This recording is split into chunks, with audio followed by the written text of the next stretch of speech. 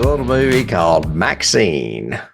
Oh, wow. See, you've beat me to all three of the trilogy. So there you go. Have I? No, you beat me to X.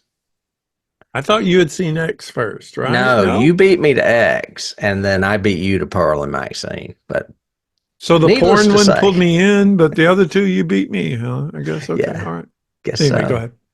This movie is not as good as its predecessors. Oh, that's unfortunate. However, it is everything you want it to be. Okay.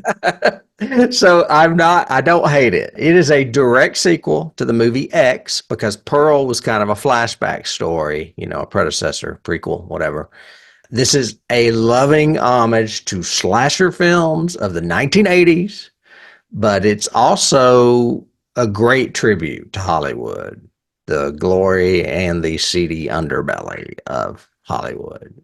Okay. So you've got it hits a lot of things you and I love. When it I have not seen the Hollywood movie that Tarantino did, but I have a feeling there's a little bit of that in it too. The cast is top notch, including Mia Goth reprising her role as Maxine Miller. It also includes Kevin Bacon, Bobby Cannavale, Giancarlo Esposito, and Elizabeth Debicki, who just won an Emmy for playing Princess Di in The Crown. So she's an unfamiliar face, but she's notable. Okay. The synopsis is in 80s Hollywood, adult film star and aspiring actress Maxine Minx gets her big break, and it's in a movie called The Puritan 2. Okay. She's cast as a secondary character in a horror movie. But as a mysterious killer stalks the starlets of Hollywood, a trail of blood threatens to reveal her sinister past. So her past kind of comes back to haunt her in this. Remember how we were talking about we didn't know whether she would be a killer or how they would make this movie? Because she really wasn't a killer in the first movie. She killed Pearl and her husband because they were trying to kill her. Yes.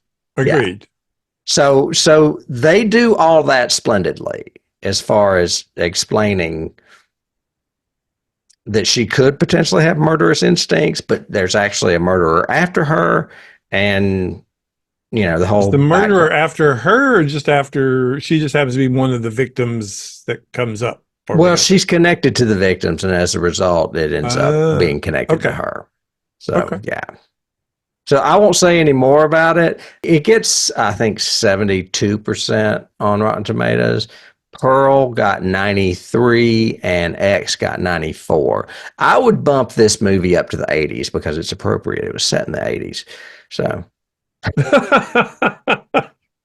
Well, makes perfect logic there. Oh, my God. And Kevin Bacon is fantastic in this movie. There's the obvious logic problems with most horror movies, but it's still a lot of fun, even though it's not as good as Pearl. I mean, Pearl was just the crown in this jewel, or the jewel in this crown of this trilogy, I think. Pearl is brilliant. Yeah. I agree with you.